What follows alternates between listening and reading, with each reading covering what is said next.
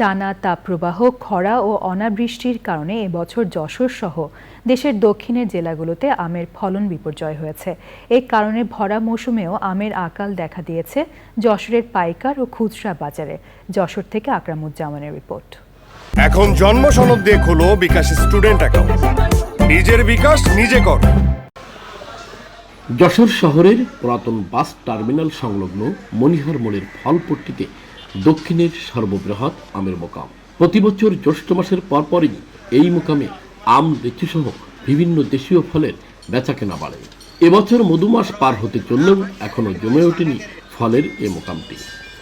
খরা ও অনাবৃষ্টিতে আমের ফলন কম হওয়ায় এরকম ফলশূন্য হয়ে রয়েছে বৃহত্তর এই আমের মোকামটি। মাল কিনতে আসছে আপনার হাই দামে 70-72 টাকা মাল কিনতে আসছে, এখন মোকামে এসে মনে করেন ওই দামে বিক্রি করতে হচ্ছে। কিভাবে পাঠি বাঁচবে? মালের দাম যদি এত বাড়তি হয় তা এভাবে চলা খুবই কষ্ট। আসলে কাস্টমার খুবই কম, বেচা কিনাও কম, আমদানিও কম, আমের দামও অনেক। যত উৎপাদন কম, আমদানিও কম, সেটা মালের দামও বেশি। এক্ষেত্রে দেখা যাচ্ছে কাস্টমারও খুব কম। এই বছর আম হয় নাই, যে জায়গায় 100% হয় সে জায়গায় 10% আম হয়েছে।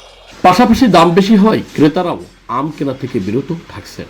আবহাওয়ার কারণে অনেক ফলন কম হয়েছে আমের, এর কারণে অনেক দাম বেশি আম। চলতি মৌসুমে যশোরে ৩,৯২৪ হেক্টর জমিতে আম বাগান করা হয়েছে। গত বছরের চেয়ে এবার প্রায় ৩৫% ফলন কম হয়েছে বলে বলছে কৃষি বিভাগ। যশোর থেকে আকরামুজ্জামান, চ্যানেল আই।